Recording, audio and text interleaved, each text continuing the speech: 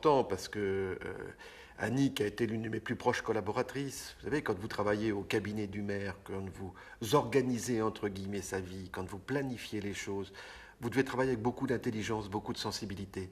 Savoir que tout d'un coup quelque chose devient prioritaire et qu'il faut décaler tout le reste. Il faut recevoir les gens avec beaucoup de gentillesse, être à l'écoute, faire attention. Ce travail, cette vie publique, elle se fait avec toute une équipe. Et dans cette équipe, il y a vos plus proches collaborateurs.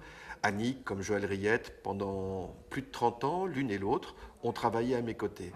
Ça prouve aussi toute l'amitié qu'on peut toujours lui porter. Et surtout, c'est tellement de souvenirs qui sont aussi très très agréables à échanger. Et ces souvenirs aussi, il y a beaucoup de personnes qui font partie de ces souvenirs quand on en parle, qui sourient. Et puis après, il y a aussi sa remplaçante, entre guillemets. Annick a continué après le départ de Joël. Elle a reçu celle qui a succédé à Joël, contribué à sa formation, à la compréhension intelligente des situations. Et quand vous perdez quelqu'un avec qui vous avez une telle habitude de travail, c'est toujours un moment extrêmement émouvant. Et il y a beaucoup d'émotions. Annick, quand je suis rentré dans la vie publique comme assistant, j'avais 23 ans. Elle était déjà là et on a continué tout ce parcours ensemble. Alors, c'est une émotion réciproque. Ce n'a pas été une secrétaire, ça a été une collaboratrice pour le cabinet du maire. Quand on voit la charge de travail, qu'on a un député maire, chaque jour, les jours ne se ressemblent pas, se suivent mais ne se ressemblent pas. Et Annick a été un des pivots avec Joël Riette de ce cabinet du maire. Donc, on se doit d'être présent à son départ à la retraite, parce que je n'oublie pas les moments parfois savoureux, indélébiles, qu'on a vécu ensemble pendant ces 12 années. Annick a été à la disposition des élus, mais aussi du public et du personnel communal. Et sa disponibilité, sa sensibilité, son enthousiasme, et puis parfois les moments de peine, etc. Mais ce sont des choses qu'on n'oublie pas. Ah ben, c'est un devoir d'amitié. Je l'ai connue en 1976. J'arrivais moi-même au conseil départemental, j'étais assistant parlementaire. Elle était une toute jeune secrétaire au secrétariat. Et elle avait une machine électrique. Aujourd'hui, ça fait sourire. À l'époque, c'était le fin du fin. Et ce qui m'avait frappé, c'était sa rapidité d'exécution. C'était la plus jeune. Maintenant, elle part en retraite. Et c'est quelqu'un que j'ai toujours beaucoup apprécié et qui est plus qu'une collaboratrice, c'était une amie. Annick, c'est un vrai poème, elle toute seule. On a commencé à travailler ensemble à partir de 1995 quand Philippe Briand m'a appelé pour être à ses côtés. Et on a partagé effectivement des moments absolument extraordinaires avec Annick et bien sûr Joël, puisque c'était le tandem de la direction générale. Et puis, que dire d'autre, Annick? Oui, Annick, c'est le réveil qui sonne pas le matin, Annick qui arrive en décalé. Mais par contre, Annick, c'est aussi le soir, très tard, présente, toujours fidèle au poste quand vous rentrez de réunion, et jusqu'à 8h le soir, Annick était là. Alors maintenant, effectivement, c'est une page qui se tourne, puisqu'elle incarne des valeurs de fidélité, de grande loyauté, de dévouement au service public qui font honneur à notre fonction publique territoriale. C'est une belle carrière qui s'achève aujourd'hui et je lui souhaite vraiment le meilleur pour la suite. Depuis le temps qu'on attendait ce moment-là.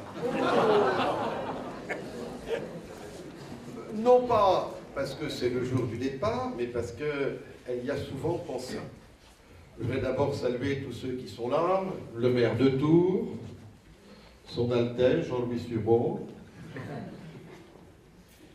Jean-Gérard Poimier, le président du Conseil général, le président des maires, et vous toutes et tous en vos qualités d'élus et de collaborateurs, et de collègues de travail, et d'amis.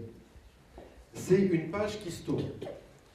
Une page qui se tourne parce que si on est tous là, c'est qu'on a eu l'occasion de travailler avec Annick à différents titres. Ensuite au Conseil général. Et c'est finalement là qu'on s'est connus. J'avais 23 ans, tu avais quelques petites années de plus. Tu travaillais dans ce pool tout à fait formidable à proximité du bureau du président. Il y avait alors un assistant parlementaire qui s'en allait. pour revenir un tout petit peu plus tard comme chef de cabinet et puis comme directeur général des services. Annick, je l'ai connue dans ce moment fabuleux où on prenait tout en sténo et elle nous abattait entre 100 et 120 lettres jour, assez facilement, en plus les dossiers qui étaient à faire. Et cette fonction publique-là, c'est là que je l'ai découverte et que je l'ai adorée. Il y avait un esprit d'équipe. Tout le monde, entre guillemets, était dévoué à la cause. On ne se posait pas la question de la discussion du ci ou ça. Tout le monde travaillait à fond et était profondément engagé. Le sens du service public, Annick, tu l'as toujours eu, très profondément ancré. Et ça a démarré à ce moment-là. Et ça a inspiré toute notre route, notre manière de faire, notre manière de collaborer ensemble. Ça a inspiré la tienne aussi, on a coutume de dire avec Jean Gérard qu'on a été élevés à la même mamelle, celle d'André. Et puis après le conseil général, qui a eu des évolutions diverses, parce qu'une équipe s'en va et une autre arrive, j'ai pu récupérer Annick à la mairie où elle a travaillé avec Joël. Où est l'autre gars?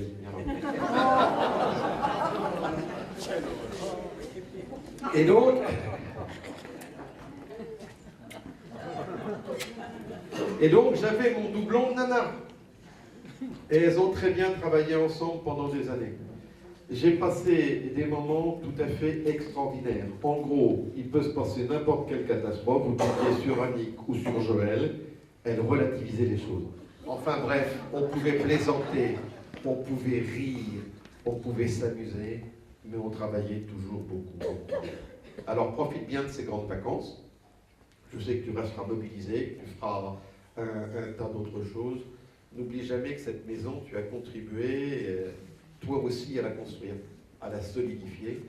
Et il faut qu'à chaque fois que tu viennes dedans, tu te sentes toujours chez toi ici. En tout cas, profondément, c'est ce que je souhaite.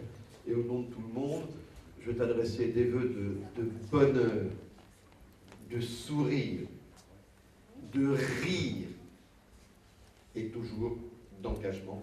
Parce que dans la vie, quand on est engagé, on sait où on va. Merci pour toutes ces années. Merci, monsieur.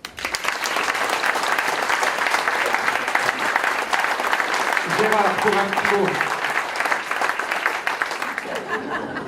Je rentrerai tout à l'heure. Ça va, petit. Merci, monsieur le maire. Là, il faut que je Merci. t'appelle. Voilà. Voilà, bah oui. Tu mais, m'entends. voilà. Merci, monsieur le maire. Merci, monsieur le président. Merci, monsieur Sureau. Merci d'être là surtout. Je suis très émue. Je pleure pas encore, mais ça va venir. Mais bon, j'ai préparé un petit discours. J'espère qu'il ne sera pas trop long, mais bon, vous avez déjà dit des choses qui sont dans mon discours. Mais je voulais rappeler un peu ma carrière qui m'a apporté beaucoup de satisfaction. À vous tous, je vous remercie sincèrement d'être si nombreux ce matin et d'avoir répondu à mon invitation. J'ai apprécié mon travail toutes ces années et je suis toujours arrivée le matin le cœur léger. Il faut dire que grâce à Bruno, nous avons eu de nombreux fous rires. Je l'en remercie, il est cher à mon cœur. Je vous prie de bien vouloir excuser la longueur de ce propos et je vous invite à profiter de ce magnifique buffet.